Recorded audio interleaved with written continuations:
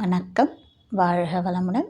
நான் உங்கள் healer, manifestation coach, அக்யூபஞ்சரிஸ்ட், மலர் மருத்துவர் கவிதா.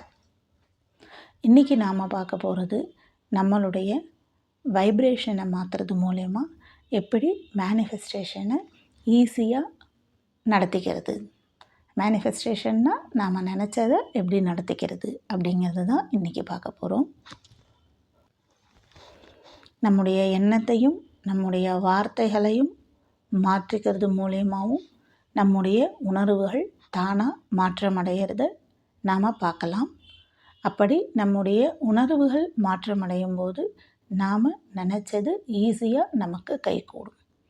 நம்ம உணர்வுகளை நாம் எப்படி சரி பண்ணிக்கிறது? இப்போது ஒரு நாளைக்கு நாம் எந்த விதமான அதிர்வலைகளில் செயல்படுறோம், அதாவது வார்த்தைகளை பேசுகிறோம், எண்ணங்களை நினைக்கிறோம், செயல்படுத்துகிறோம் அப்படிங்கிறத ஃபஸ்ட்டு கவனிக்கணும். அதிர்வலைகள் அப்படின்னா உயர்ந்த அதிர்வலைகள், தாழ்ந்த அதிர்வலைகள் அப்படின்னு 2 இருக்குது. எவ்வளவு நேரம் நம்ம ஒரு நாளைக்கு உயர்ந்த அதிர்வலைகளில் இருக்கிறோமோ அப்போ தான் நாம் நினச்சது சீக்கிரமாக நடக்கும், நம்மளுடைய உடலும் ஆரோக்கியமாக இருக்கும்.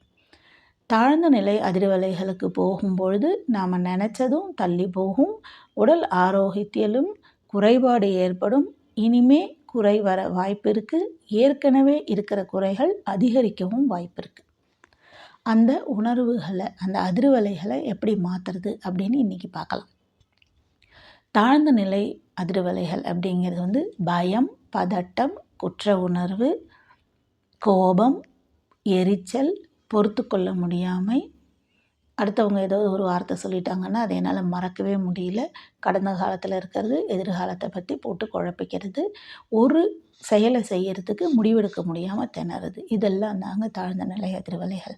உயர்ந்த நிலை அதிர்வலைகள் அப்படின்னு பார்த்தோம்னா, சரி நடந்தது நடந்துருச்சு, அடுத்து என்ன பண்ணலாம் அப்படின்னு கடந்து வர்றது, கடந்த காலத்தை பற்றி யோசிக்காமல் எதிர்காலத்தை பற்றி பயப்படாமல் இன்றைக்கி இருக்கிறத வச்சுக்கிட்டு சந்தோஷமாக இருக்க பார்க்கறது. சரி என்ன இன்னும் நான் முன்னேற்றிக்கிறதுக்காக என்ன பண்ணலாம் அப்படின்னு நினைக்கிறது, கோபம் இல்லாமல் சாந்தமாக இருக்கிறது, விட்டு கொடுக்கறது, மன்னிக்க பழகிறது, மறக்க பழகிறது, இதெல்லாம் தான் உயர்ந்த நிலை அதிர்வலைகள். நாமே சரி பண்ணிக்கிறதுக்காக நாம் எடுக்கக்கூடிய முயற்சிகள் எல்லாமே உயர்ந்த நிலை அதிர்வலைகளில் வரும்.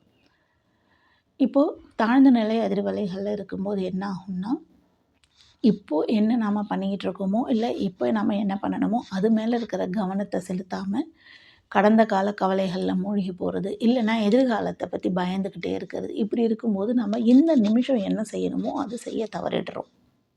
இந்த நிமிஷம் நாம் சரியாக செஞ்சோம்னா எதிர்காலம் தானாக சரியாக தான் அமைய போகுது. என்றைக்கோ நாம் செஞ்ச தப்பு, நாம் நினச்ச எண்ணங்கள், நாம் விட்ட வார்த்தைகள், நாம் உதிர்த்த உணர்வுகள் தான் இன்றைக்கி நமக்கு பிடிக்காத செயல்களை நாம் அனுபவிச்சிட்ருக்குறோம். ஒருவேளை பிடிச்சதை அனுபவிச்சிட்டு இருந்தாலும் நம்ம ஏற்கனவே செஞ்ச செயல்களுடைய விளைவுகள் தான் நாம் இன்றைக்கி அனுபவிச்சிட்ருக்கிறது. அதே போல் மீண்டும் தவறு ஏற்படாமல் நம்ம அடுத்த கட்டம், நம்ம எதிர்காலம் நல்லா இருக்கணும் அப்படின்னா நம்ம இந்த நிலை அதிர்வலைகள்லேருந்து தான் செயல்படணும். ஒரு நாளைக்கு எவ்வளவு நேரம் நம்ம உயர்ந்த நிலை அதிர்வலைகளில் இருப்போம் அப்படிங்கிறத இன்னிலேருந்து கவனிக்கலாமா? நான் உங்களை அடுத்த வீடியோவில் சந்திக்கிறேன். நன்றி. ஷேர் பண்ணுங்கள், லைக் பண்ணுங்கள், கமெண்ட் பண்ணுங்கள், சப்ஸ்கிரைப் பண்ணுங்கள். நன்றி, வணக்கம்.